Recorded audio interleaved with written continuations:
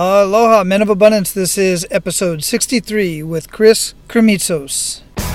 Welcome to Men of Abundance, the podcast for those looking to level up their lives by hanging out with some of the greatest leaders and established professionals in our community, living a life of integrity, honor, and the abundance mentality. Prepare to pay it forward with your host, former Army medic turned lifestyle entrepreneur, Wally Carmichael.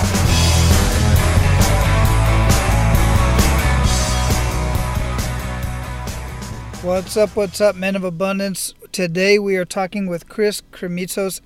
Just wait until you hear about how he went from 85 cents in his pocket and living in a 400 square foot apartment and started generating income based out of sheer determination and just a little bit of knowledge.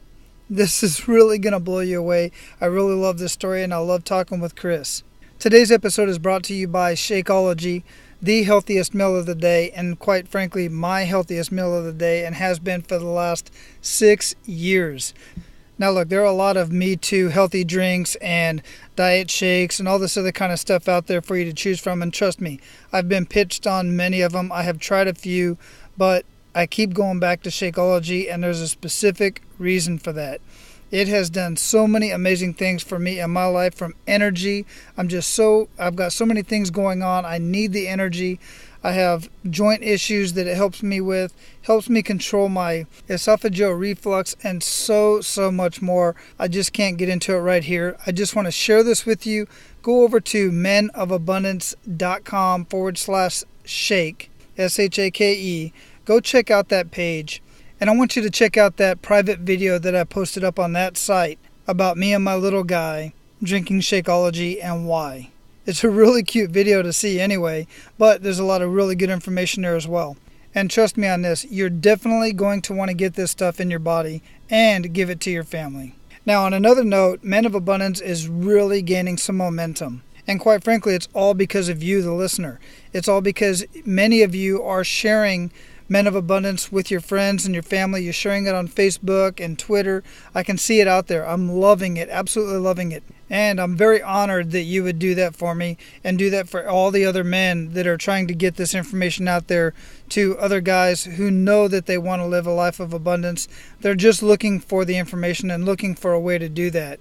So please keep doing that and go to iTunes and leave us a rating and review over there.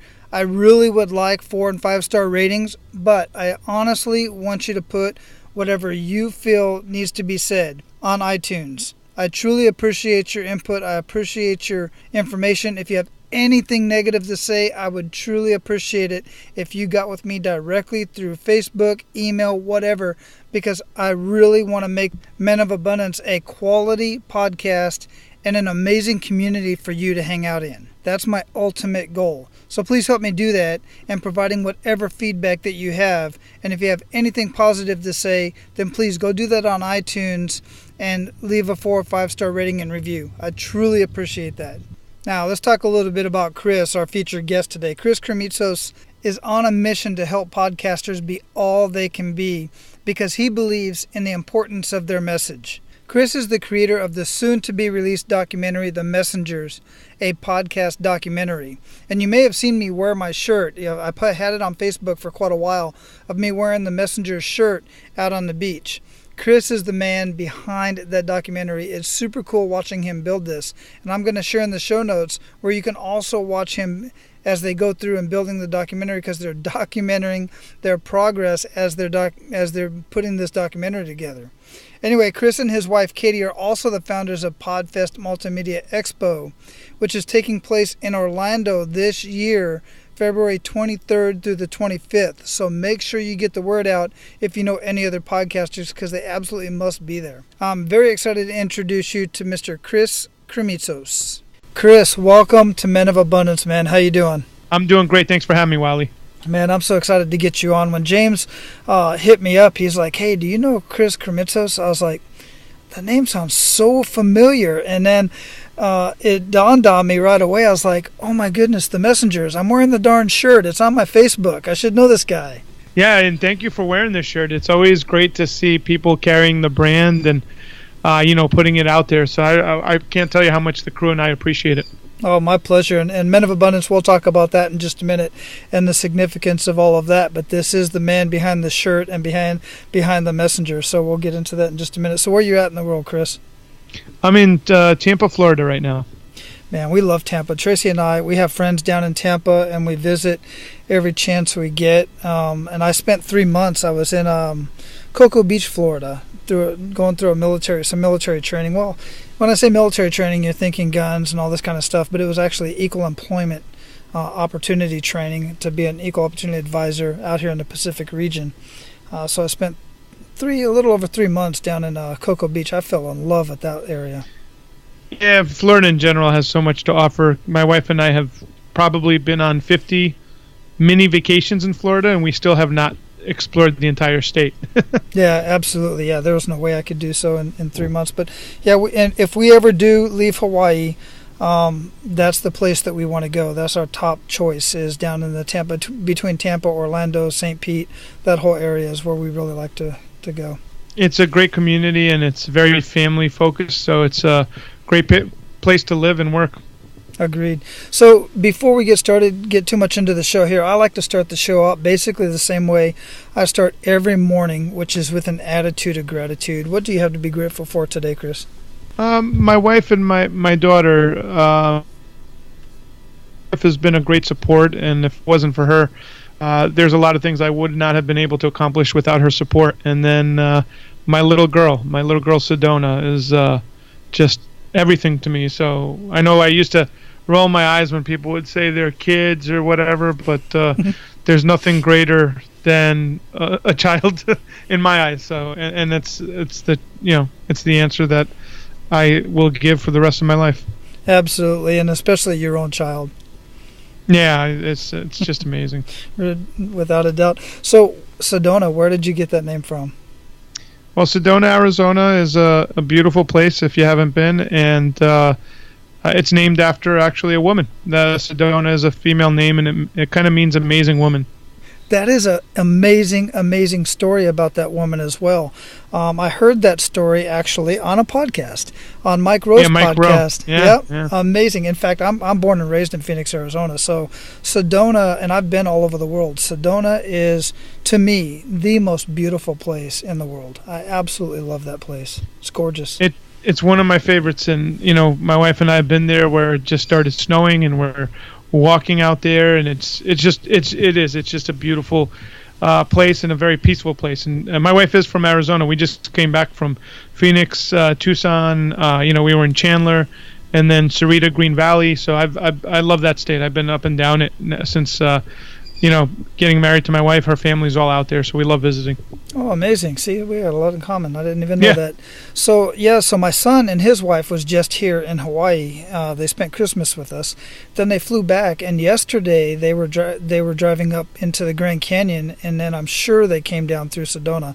They haven't sent me any pictures yet. I got to make sure I hit them up for that, because I know they had to have gone down through Sedona. Yeah, the roads through Flagstaff. It's just Arizona is one of the only states that it covers the gamut of what you could experience in that state if you cover all the corners of it. Agreed, absolutely. So before we got started here, Chris, I gave a brief intro and a bio, and I've been up to this point talking to you all over social media, or at least I know I will be, getting ready for this show. But I want to hear from you. I want to hear a little bit of your intro. A lot of people in the podcasting world know Chris Krimitsos, without a doubt. They know who you are, what you're up to. You've got Podfest going on. You've got the Messengers coming up, the documentary about podcasters, amazing stuff. But I want to know a little bit more about you. Let's get a little bit personal. I grew up in New York, and my parents are from Greece, so I'm first generation. And as a person that loved business, I was an entrepreneur from the time I was 13, selling candy in school. That's when I learned about government regulations. The principal took me out and then graduated into being a general contractor. So I'm one of those serial entrepreneurs, have always been an entrepreneur, don't know how to do anything else. And been in Florida now for about 11 years. Have built some really amazing communities. And one of the communities I kind of stumbled into was the podcasting space. And prior to that, about 10 years ago, I used to produce live TV shows. And podcasting kind of reinvigorated the flame for production because of the audience that's there looking for content. And that's kind of how I started producing these events. And about 4 years ago, we did 2 workshops with 100 people each. The next year, we created what I called Florida Podfest, and that was really well attended. Then the year after that, we took the name Florida off it, made it national. We called it Podfest. Had about 182 people attend that, and now Podfest Multimedia Expo is an international event. I have people already confirmed from Israel, Taiwan, Trinidad, Canada, UK, literally all over the globe coming in. Besides, all the amazing people from the states, from pretty much every state in the union, coming to Orlando, Florida for Podfest. So I'm a facilitator of an experience for people in the podcasting community, and I facilitate connections, education, and community, and that's really what I focus on. And the movie that The Messengers, I basically created a documentary because we had so many unique characters out of the podcasting space that we had to. I felt we had to document it in film, and we did a crowdfunding campaign, and we're able to raise 110% of goal to create this movie, and we've been all over the globe to film the movie, and now we're in the editing phase of putting all the pieces together. Yeah, and it's very fascinating listening to the podcast and watching the clips that you guys are sharing with what's going on with you traveling out to Puerto Rico to talk to John Lee Dumas, and just talking to, let's see who else, other people that I personally know, Ramona Rice. She was there, in fact, she's there in the trailer, and many others that I know I'm gonna miss. A few of those we've talked to. Unfortunately, with any movie, we're not going to be able to feature everybody because we've interviewed so many. We're just looking to make a good narrative and a good story. But we've featured so many different amazing people, and hopefully, I hope a lot of your friends make the cut. But at the end of the day, it just comes to what piece fits the movie.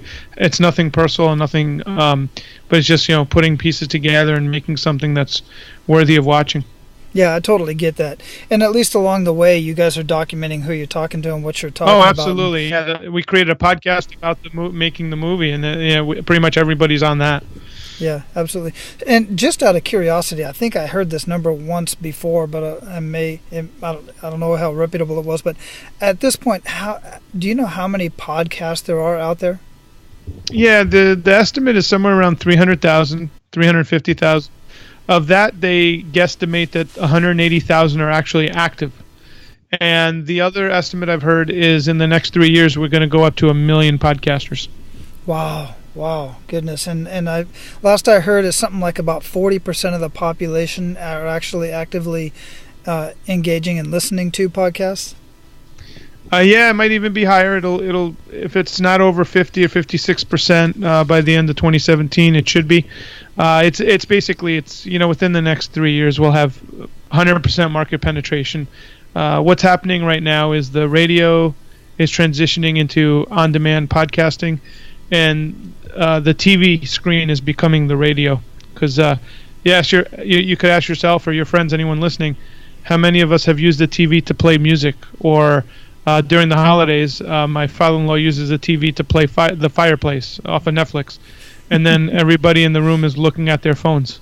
So we're going through a huge transition in media and content, and it's all happening right now. And podcasting is still in its infancy. I know I've been doing this now for 3 or 4 years teaching it, but we're still in the infancy stage. Yeah, and I completely agree. And I'll tell you what, I know tribes. I was in the Army for 25 years, and I know close-knit groups, and I know groups of people that really like to help each other out. In my case, in the military, obviously, it was for survival. But the podcast community in every single group I've ever gone into, as far as Facebook, physical groups, whatever, they're just, in my experience anyway, the most giving people. Every one of them that I've ever asked something of, or shared something of my knowledge with, everybody's just so helpful and grateful to have every little bit of information coming at them. Yeah, there's a reason for that, actually. The reason is the majority of podcasters are individuals that have a message and they want to help other human beings. So when you get that individual in the room, 100 times over, you have a community of people that already feel that it is their mission to spread their message and they want to give. So even though you may have the most diverse messages in a room, all of the podcasters will support and help one another, and it's a very unique experience. Yeah, and every time I turn around, I hear about a new podcast. Like I just recently got into, well, in fact, James, one of your guys is traveling around with you. I saw him on with John Lee Dumas out in Puerto Rico flying his quadcopters, his drones. And there's a podcast about drones. And I'm like, who in the heck's got... I love drones. My son's got drones and stuff like that. And I'm like, who's listening to this drone podcast? And I go there, and it's fascinating. And I'm always fascinated by how many different subjects there are. What's one of the craziest, oddest subjects in your mind that you've ever seen that's on a podcast? Yeah, the craziest one I've seen... the one that I always like to mention is... Denicia Hilton of Holistic Health. She started the Sisters of Flow, and her tagline is "Let's cycle together." And she has Menstrual Mondays and Flow Fridays. I wouldn't say it's the craziest, but it always makes people chuckle, and it's funny. But when you ask her why did you make it, kind of play on words, she said it's such a serious topic. I had to break the ice through humor. So I just thought that was really niche. And Randy Goers, the gentleman that you mentioned with the drone radio show, he actually came to Podfest 2 years back, and he had an idea for 2 different shows, and we all said, the idea that you have that's gold is the drone radio show. Stick with that. And now he's like one of the top experts in the world. He travels the conferences. They give him, tickets to attend drone conferences and races so he can report on stuff. What's really cool is whenever I need to know about drones, I get to call a good friend of mine that I helped, start him up. And now if I need anything to know, I call him and he tells me what's going on. So it's so cool how connected this community is. There really is, and there's a plethora of information. It's endless, and goodness, from your cycle for the women to drones for anybody, it's just truly amazing. So you have obviously done so much at this point outside of the podcast world and in business, and I know after talking to so many people that along the way, not everything went perfectly right. I know there's always these kick in the gut moments, and whether it's personal or business, I would like to hear that greatest kick in the gut moment that comes to mind. Well, my greatest kick in the gut moment was, I have a lot of them, but one that comes to mind was when I was producing live TV. I was actually I was thrown off the airwaves because my content was so controversial. The station didn't want to handle it anymore, so they created trumped up charges. It was similar to the military in that everything's in writing. So they ripped me up on stuff that I didn't do, but nonetheless, they did give me warnings not to push the envelope. I still was pushing the envelope with my content, so they had to figure out a way to get me out of there. So they wrote up some charges that were kind of fudged, and I literally went through what I call a military tribunal, but the station held a hearing within the station. It was all in-house, and I was thrown off the airwaves. So here I was. I'd built up a really nice fan base. A group of people would watch. I had developed all this stuff, and I had nothing. And I rented a little place. It was a 400 square foot place. And I was down to my last $5. And then I remember towards the end of the week, I had 85 cents left. I had whole wheat pasta, and I had marmalade. I literally boiled the whole wheat pasta, and I used the marmalade because I figured it's a carbohydrate. Can't taste that bad. It tasted terrible. But I ate the whole meal because I didn't know when I was going to eat again. And I got on the phone with a good friend of mine. Her name is Barbara Grassi. And I said, Barbara, I don't have any money. What do I do? She goes, have you ever thought of sending out an email and asking people to buy tickets to an event? You're always promoting all kinds of events. Why don't you just ask for money? I said, is it that easy? She goes, yeah, go to PayPal, create a link, and see what happens. So I did what she told me. I called her back. I said, you won't believe this. She goes, what? I go, people are buying tickets. She goes, well, I told you. And it was me allowing myself to receive and to be able to make money because I had a block around that kind of abundance. And ever since that point, I never looked back. You made a very good point there at the very end. I mean, the whole thing was just an amazing kick in the gut moment for sure. And most people would just kick you and keep you down. But one, you reached out to a lifeline. You called somebody, and that takes a lot for many, especially men. Let's just be real about that. Men have a hard time sometimes reaching out and asking for help. And you did that. And then, but it was the mindset that you allowed yourself to receive. And that sometimes is also hard for men to do. We can give all day long, and sometimes we just give too much of ourselves to the point to where we have nothing. But it's hard to receive sometimes. So what did you learn from that whole process? Just basically that it's okay to receive, that I have value in the marketplace, and people are willing to pay for that value. And I learned a lot. I learned that sometimes it's as easy as sending out an email with a link that says, please click here. So I was overcomplicated matters. And I literally, even though I had a tough time economically from that point on, I was never what I would call broke. Like, I talked to a lot of people, and they use the term broke very broadly. I mean, I had 85 cents to my name broke. Like, I was about to live on the streets broke. My parents were up in New York. I had moved away from home. I wanted to make a name for myself and build my own thing. I had no network except for the people I had met from the TV station and meetings. So, I was literally down to my last 85 cents. And then the other thing I learned was I framed everything from that point on in the positive. I've always framed things in the positive kind of guy. So whenever I would have bill collectors call me at that point, I would literally rename the bill collector's phone number into something that was pleasant. So literally my phone would light up and it would say Dean Martin is calling, or Frank Sinatra. So that way it was not a negative experience while I was getting back on my feet to pay back my debts and, kind of build myself back up. Yeah, and here's the thing, Men of Abundance. One of the things that he's pointing out is we're talking to ourselves constantly regardless. Most of you are talking to yourself in a negative connotation, in a negative manner. And it really is as simple as turning those words around, shutting that off, because it's going to happen. Just shut it off and then go right into the positive as best you can, and even renaming it. I think that's brilliant. It definitely helped my well-being, because I didn't want to get depressed every time I saw the phone ring, and I had to reframe the whole experience. And then I actually I made it into a very pleasant thing, and pretty soon I was not living in that small little cramped apartment, and then I was able to get another apartment, and very quickly things started kind of rolling my way to the point where I was able to rebuild a business, start paying off debts, and it was pretty amazing. It took me 5 years. And by the way, this was all during 08-09, during the crash, the financial crash. So it all happened in that time frame. And quite honestly, that was my most productive period of kind of personal growth because I did not have money. So resources were not available. Therefore, I had to be resourceful. And my resourcefulness is what got me through that time. And that's a skill, a muscle that I've developed, that I always remind myself, when you don't have the money to do something, all you need is the resourcefulness, and you could actually get more than the person that has the money. Yeah, that's a very good point. So what was that first event that you set up? Well, in 08-09, I think I was one of the first people in the country. I didn't realize how early an adapter I was, but I believe it was in 08 or something, or 09. I was the first to teach Twitter to business people in this area anyways. I know I was the first here. I was teaching Twitter, Facebook, LinkedIn, Constant Contact. I was teaching people what an opt-in is. You have to understand, an opt-in was a new concept back then. People were still catching on to, someone gives you an email, they opt in.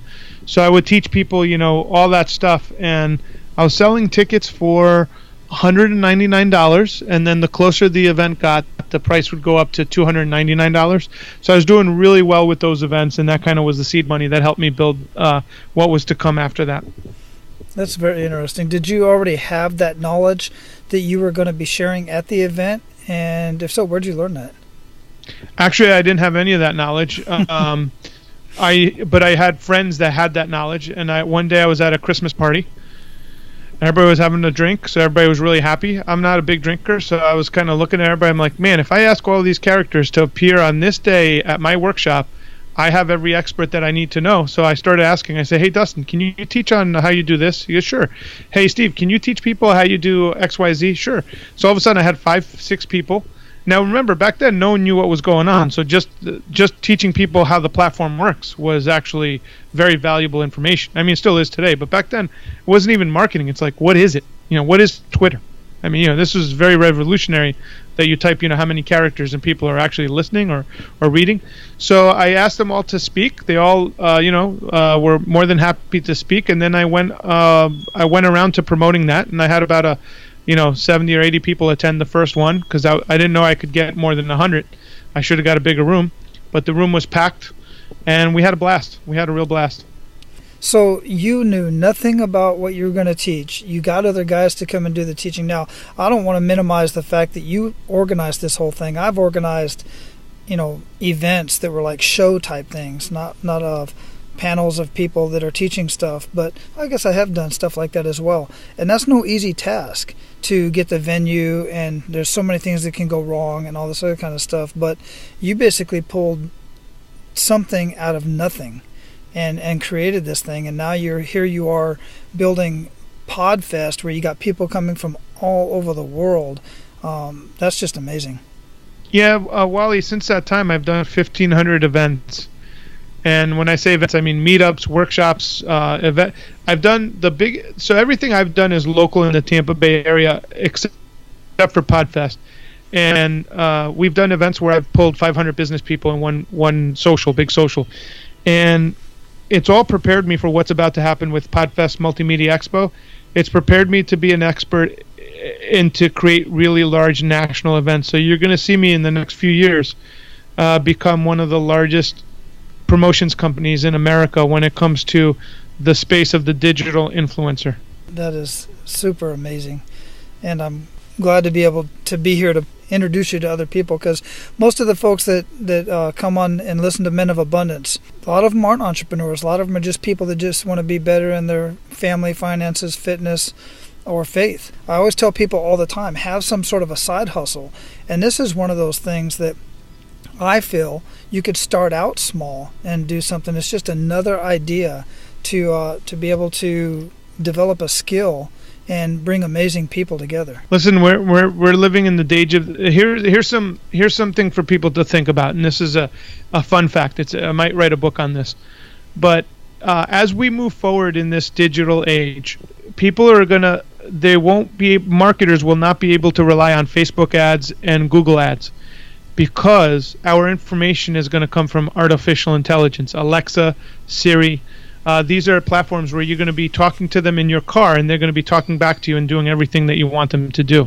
Therefore, if I was a company and I'm looking to grow my brand, they need to align with digital influencers that have already created a niche within their audience, because that influence is going to be worth a lot of money to these companies, and then you as the digital influencer will have the opportunity to field different offers from marketers, from companies, to sponsor your show based on the community you built. So we're moving into a very unique space over the next 5 years. You have to understand, everybody's talking about driverless cars, but the future never works the way we think it's going to work. I have a feeling we're going to leapfrog driverless cars very quickly into drones.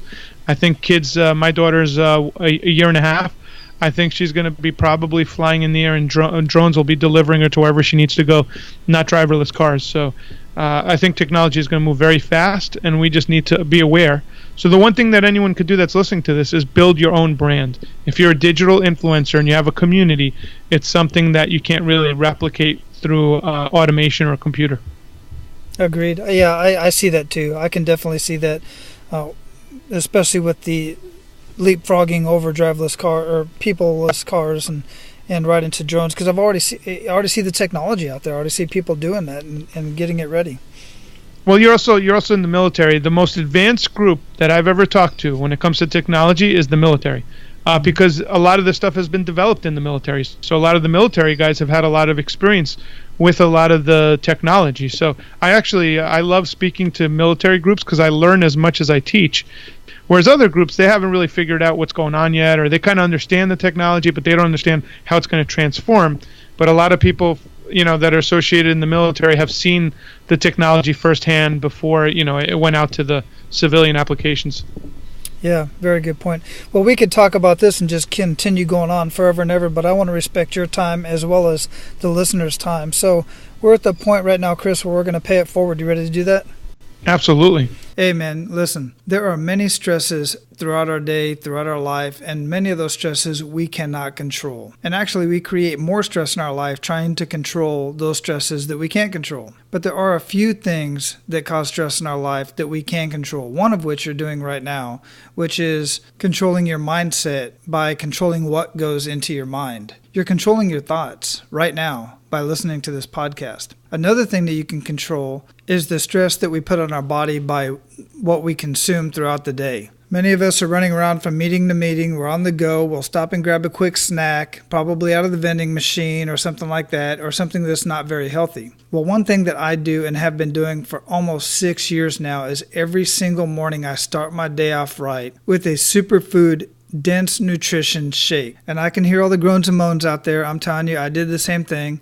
When I started drinking this stuff, I fully intended on getting my money back because there's a 30-day money back guarantee, and I fully intended on getting every cent back. So on the 28th day, I had my blood work done again, and my cholesterol, my blood work, everything was absolutely perfect as opposed to what it was 28 days prior. This stuff has helped my family in so many ways, everything from my esophageal reflux to my joint pain. Look, it's just dense nutrition that my body was not already getting, even though I was not eating terribly. I thought I was eating pretty good, but this stuff has some amazing stuff in it, and I'm not going to get into all the ingredients, but just to give you an idea. Shakeology has protein, amino acids, antioxidants such as camu camu, goji berry, which is extremely important because they help the body fight against degenerative aging and heart disease, high blood pressure. Shakeology also has phytonutrients, which greatly boosts your immune system. Shakeology also contains adaptogens such as ashwagandha and reishi mushroom, which is Ganoderma. This is the stuff that helps your body fight against that stress that we're talking about. Look, I can go on, and you're going to continue to be as skeptical as I was until you give this stuff a try yourself. The fact is your body can regenerate itself as long as you treat it right and you give it the proper nutrition that it needs. Shakeology is by far the healthiest meal of my day as well as that of my family because everybody in my family drinks Shakeology. And we have been for over 6 years, like I already said. So if you want more information or you're just ready to order, go to menofabundance.com. Select resources at the top of the page. Then scroll down to health and fitness hacks and you'll see the Shakeology video right there and you can order right there from that page. Now let's get back to the show. Excellent. So give Men of Abundance 1 to 3 actionable steps that they can take today. So if you're looking to, is this in actionable steps in building a business, actionable steps in just living an abundant life? Living an abundant life is my favorite. Okay, living an abundant life. Absolutely. First thing is wake up in the morning and count your blessings. Think about what you're grateful for and literally think about it and then either verbalize it, if you're grateful for your wife or you're grateful for, something that someone did, focus on what you're grateful for. For me, I'm not my best if I don't spend 20, 30 minutes going for a walk or having some time to myself to kind of just think about, kind of the world around me and what I'm about to do. And then one of the most important things that I think is really, missed by a lot of people is you need to get a good 8 hours of sleep. I know that sounds kind of funny, but a lot of people have very poor sleeping habits, and it actually impacts the rest of their day. And so you spend a third of your life trying to get some sleep in bed. So working on getting really good deep sleep every day. Very good point. Absolutely love it. What daily habits make up the biggest impact in your life? I know you just mentioned a few of them, but what other daily habits make up a big impact in your life? For me, like I said, walking. Usually walking the beach. I try and do that as often as I can. Right now I'm at 2 or 3 times a week, which is pretty good. And then I would say daily habits. I like meeting people. So for me, if I'm on the phone, like doing these interviews or doing something where I'm interacting with another human being, that juices me. So the days where I'm locked behind the computer in the office actually are not good for my well-being. I need to be actively talking to people. That's something that for my daily habit is good for my well-being. And then having a good meal. I'm coming from a big fat Greek family. I like having a nice hearty meal. I'm not the guy that says, "Oh, I'll eat whatever." I'm kind of picky with my food, but it's something I truly enjoy, is having a really nice meal with friends or family. So I love having lunch with friends or having a big meal with family. Yeah, and I'm glad you said that big fat Greek family. I think you're the first Greek that I've had on the show, and Greece is one of the places that is at the top of my list that I absolutely have to visit, and I'm definitely going to, I have that planned for sure. That and Australia. I haven't been to that continent yet. Yeah, we might be going to Australia next year, but Greece we've been to now the last 2 years. I took my wife and my daughter. And I will tell you, there's something about the Greek people. It's a warmth or friendliness that has been bred into them over thousands of years that just you can't duplicate it. It's just such a unique thing. It's they don't do it for the money. They just love. They love when they see another human being from another country appreciating what they have to offer. That's really cool. I like that. That makes me want to go even more. I had not heard that. So, what book would you recommend to our abundant leaders, and why? Guerrilla Marketing by J. Conrad Levinson, because whenever you do something, I just think it's a eye-opening book on how to be resourceful, and it could trigger other parts of your life. But I had the pleasure of meeting J. Conrad Levinson. He was the man that created legendary marketing campaigns that, like the Sears Die Hard battery, the Stay Puft Marshmallow Man. He created the cowboy for the Marlboro cigarettes. But in his later life, he was really kind of like a Yoda. And he had this great book called Guerrilla Marketing, and it was about ways to be resourceful with your money when you're out there getting your message out there. And I just thought it was one of the best books ever written on marketing. Yeah, and I read that book quite some time ago. It's a really good book. I like that one. And I'll have that book, as well as anything else that we mentioned as far as links and whatnot, linked up in the show notes at menofabundance.com. So you guys can go there and go check that out. So I have one last question for you, Chris, and that is, what does living a life of abundance mean to you? It means being present for when my daughter is around me, being present for when my wife smiles at me, being present when a stranger reaches out to me and they'd like to meet up and they'd like to ask of my help. So really just being present and enjoying the moment is what I believe an abundant life is all about. And it's something that I think I'm always in a perpetual reminder to make sure that I'm present to kind of everything around me and appreciate the people around me. So that's kind of what abundance means to me.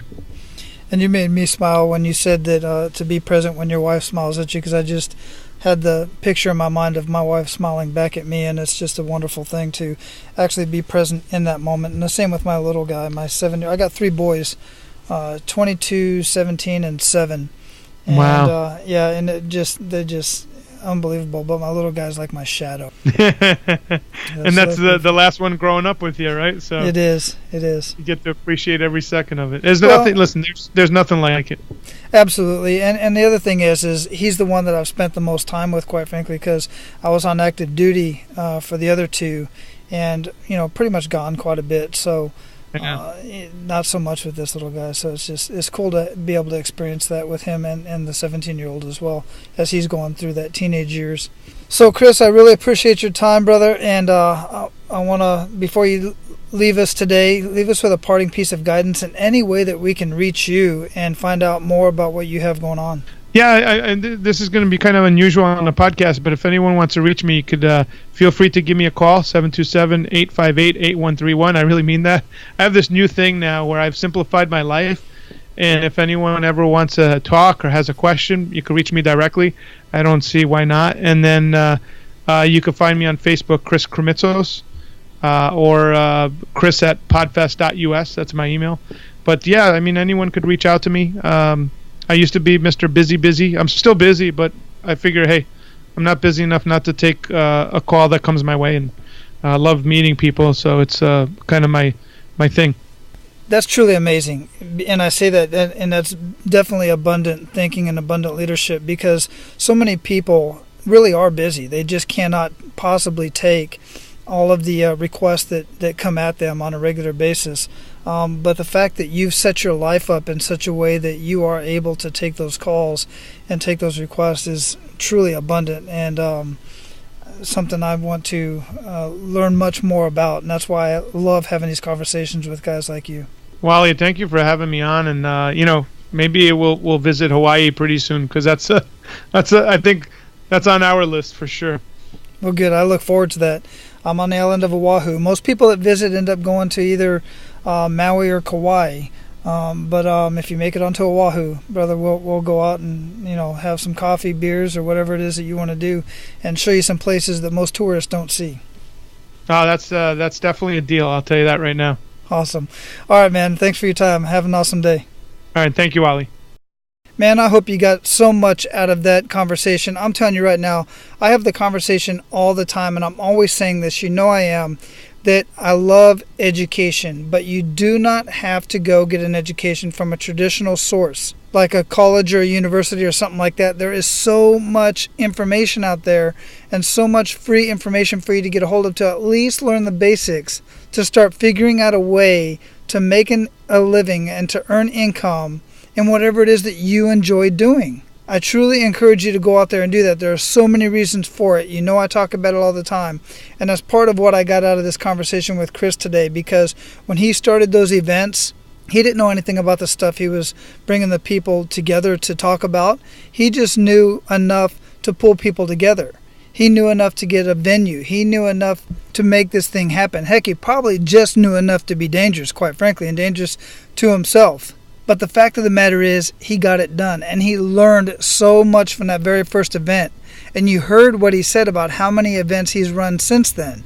And he's bringing amazing people together. He's helping other people learn other skills. And on top of that, he's making a living doing it. How amazing is that? You can do that with just about anything that you enjoy doing in life. Just figure out how to do it. Now, go out there and live your life of abundance, and make sure to pay it forward. That's all for today, Abundance Leaders. For more about our guests and the powerful information we shared with you today, be sure to sign up for our mailing list at menofabundance.com. We appreciate your time and look forward to hanging out with you on our next episode. So until then, be sure to pay it forward and live your life of abundance.